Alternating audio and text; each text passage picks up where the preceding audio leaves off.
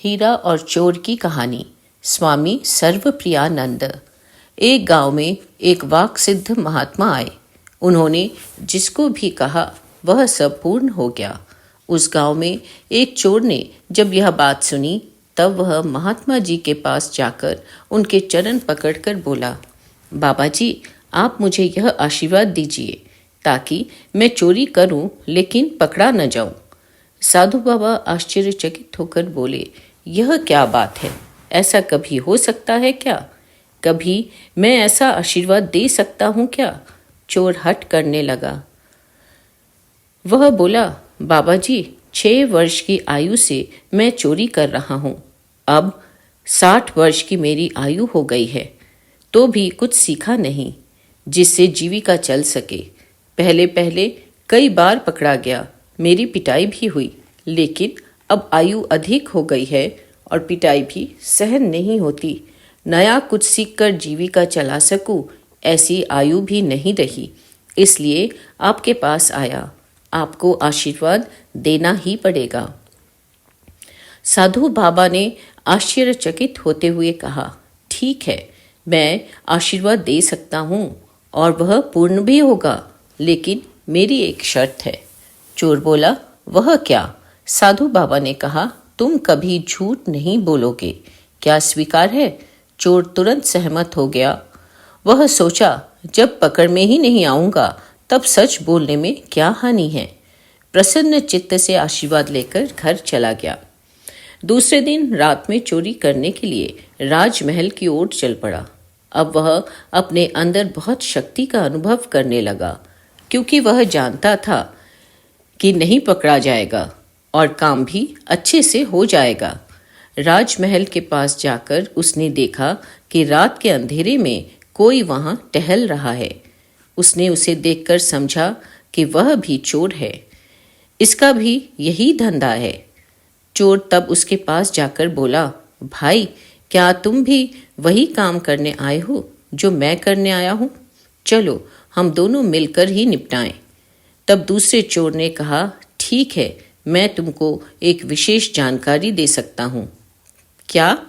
राजा के शयन कक्ष में जो पलंग है उसकी बाईं ओर की अलमारी में बहुत ही अनमोल हीरा रखा हुआ है, लेकिन समस्या यह है कि वहां पहुंचने के लिए 7 दरवाजों के पार करना होगा, जिनमें बड़े बड़े ताले लगे हुए हैं, लेकिन सूचना पक्की है।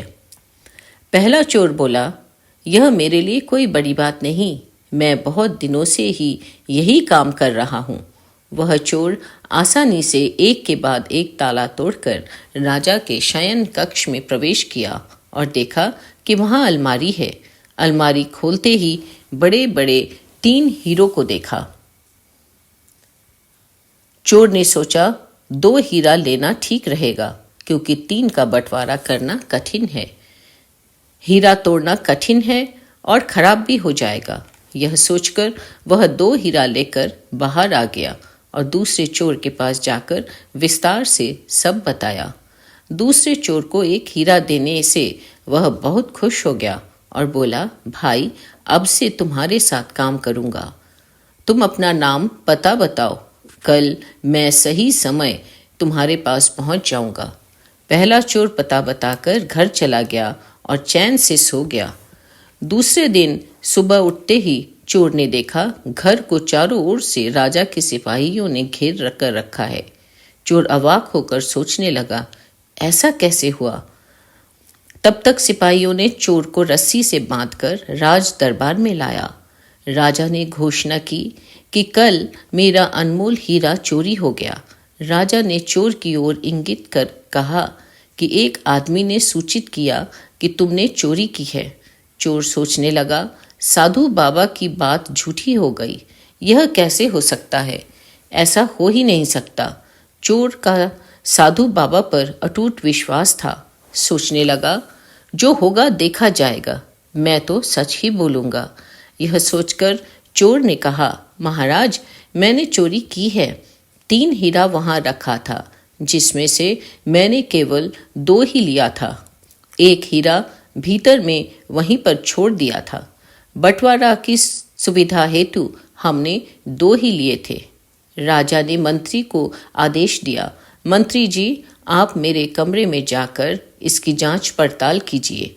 राजा का आदेश पाकर मंत्री तुरंत राजमहल में राजा के शयन कक्ष में गए। अलमारी खोलकर देखा तो सचमुच में एक हीरा वहां पर रखा था। इतने मूल्यवान हीरे को देखते ही मंत्री के मन में लालच आ गया। उन्होंने सोचा, चोर के सच बोलने पर भी चोरी करने के कारण उसे सजा तो मिलेगी ही, तो क्यों ना इसको मैं ही रख लूं और चोर पर दोष लगा दूं। मंत्री ने वैसा ही किया। राज दरबार में जाकर मंत्री ने कहा, नहीं महाराज, अलमारी में कोई हीरा नहीं है, यह चोर झूठ बोल रहा है। राजा ने तब एक सिपाही को आदेश दिया, सिपाही, मंत्री जी को बंदी बनाकर इनकी तलाशी लो। पूरी सभा दंग रह गई, सन्नाटा छा गया, सिपाही भी चौंक गया। राजा ने पुनः कहा, तब सिपाही दौड़कर मंत्री को बंदी बनाकर तलाशी ली। जैसे ही कमर में हाथ लगा, हीरा मिल गया। सभा में शोर मच गया, मंत्री जी का सिर झुक गया। राजा ने कहा, मैं ही पिछली रात छत में छद्मवेश में वहां घूम रहा था। चोर ने मुझे ही दूसरा चोर समझा था। यह देखिए, मेरे पास दूसरा हीरा है। राजा ने सभासद को हीरा दिखाया। तब राजा ने सभा को संबोधित करके पूछा, आप ही लोग बताइए, सजा किनको मिलनी चाहिए। सभी ने एक स्वर में कहा, मंत्री को। राजा ने कहा, आप लोग सत्य कह रहे हैं। चोर तो चोरी करके ही जीवन निर्वाह करता है, फिर भी उसमें सच्चाई है। वह सच बोलने में डरता नहीं है, वह लालची नहीं है, आवश्यकता से अधिक चोरी नहीं करता है। लेकिन मंत्री को देखो, इतने वर्षों तक राज दरबार में राजभोग खाकर राजानुग्रह मिलने पर भी इतना लोभी, मिथ्यावादी और चोर है। ये इस पद के योग्य भी नहीं रहे। आज से चोर को मंत्री पद पर नियुक्त कर रहा हूं। यह सुनकर चोर तो हक्का बक्का रह गया। चारों ओर राजा की जय जयकार होने लगी। इस बीच चोर ने देखा, दरबार के बाहर दरवाजे पर साधु बाबा खड़े होकर दोनों हाथ उठाकर आशीर्वाद दे रहे हैं। चोर से रहा नहीं गया, दौड़कर साधु बाबा के चरण पर गिरकर फूट फूट कर रोने लगा। बाबा जी ने उसे धीरे से उठाकर आशीर्वाद देते हुए कहा, बेटा, इसी प्रकार सत्य को पकड़कर रहना, क्योंकि ईश्वर सत्य स्वरूप है।